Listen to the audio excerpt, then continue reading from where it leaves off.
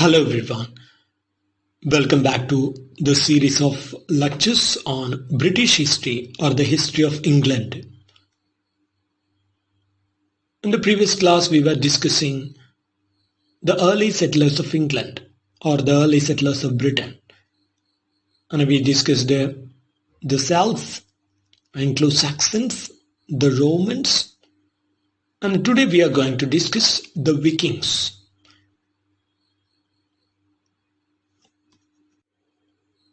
The Vikings or the Danes. Before coming to the discussion of the Vikings, let's once more go to the early settlers of England in general. First of all,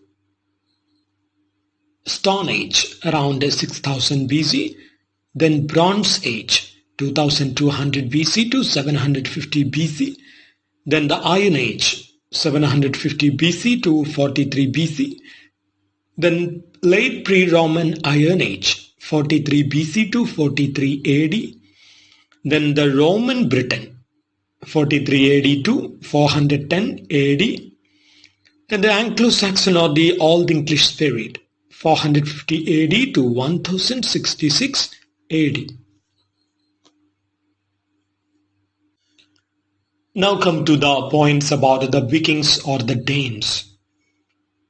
During 8th century AD, that means in 800 AD, the Vikings came to Britain. During 8th century AD, that means around 800 to 900 AD, the Vikings came to Britain. The history of the Anglo-Saxons becomes entangled with that of the Vikings.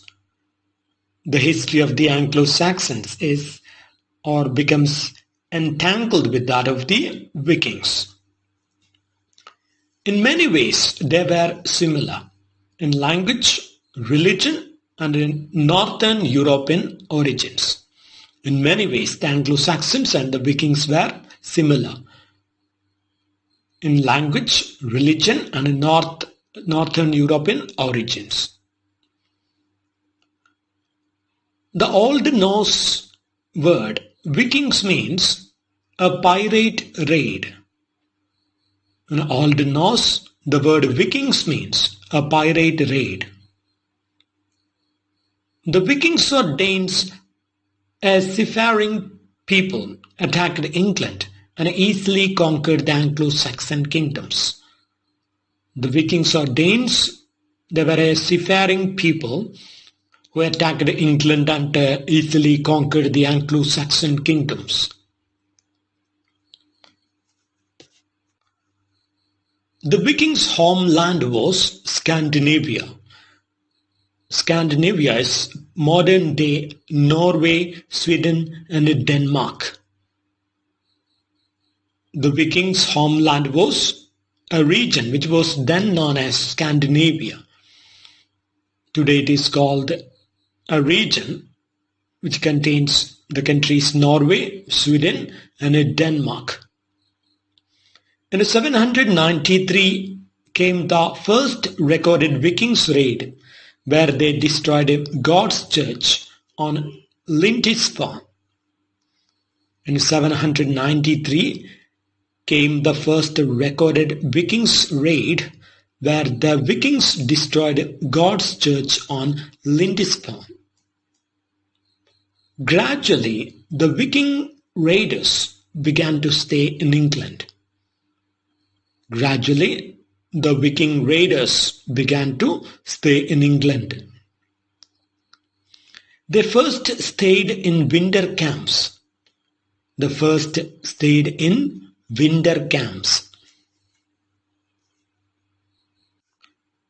To the west of Britain, the Isle of Man became a Viking kingdom. To the western part of Britain, the Isle of Man became a Viking kingdom. Now let's move to the connection between King Alfred and the Vikings or the Danes. Alfred the Great, the Anglo-Saxon king of Wessex, resisted the Danish attacks. Alfred the Great, the Anglo-Saxon king of Wessex, resisted the Danish attacks. Danish means the Vikings or the Danes' attacks. So King Alfred ruled from 871 to 899. So Alfred the Great ruled from AD 871 to 899.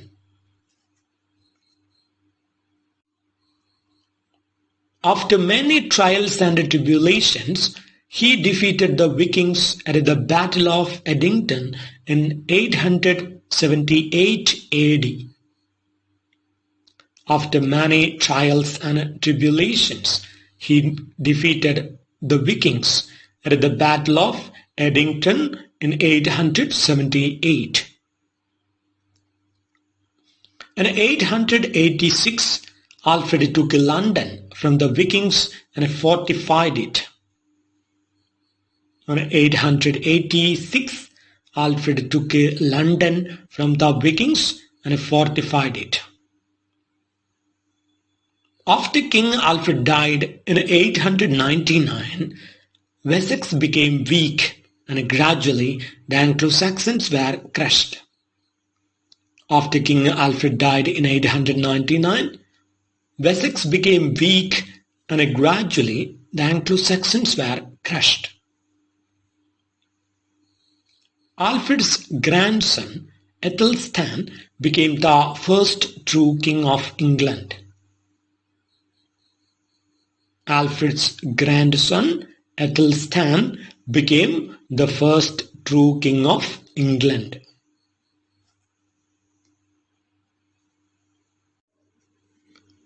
So these are the main ideas about the Vikings or the Danes. Now let's go back to the main points about the early settlers of England in short.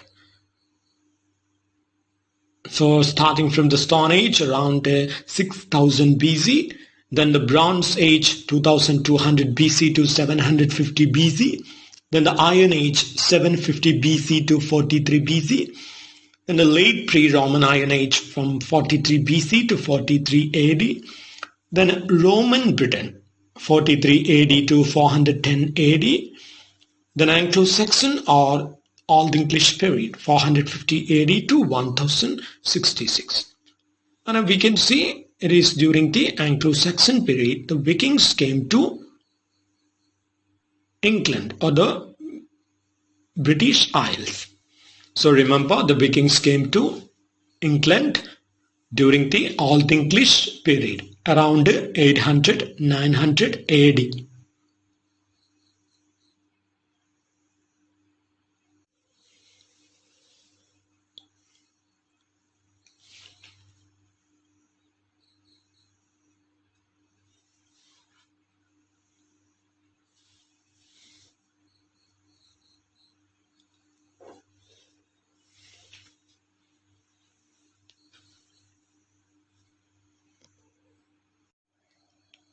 So that's all for today.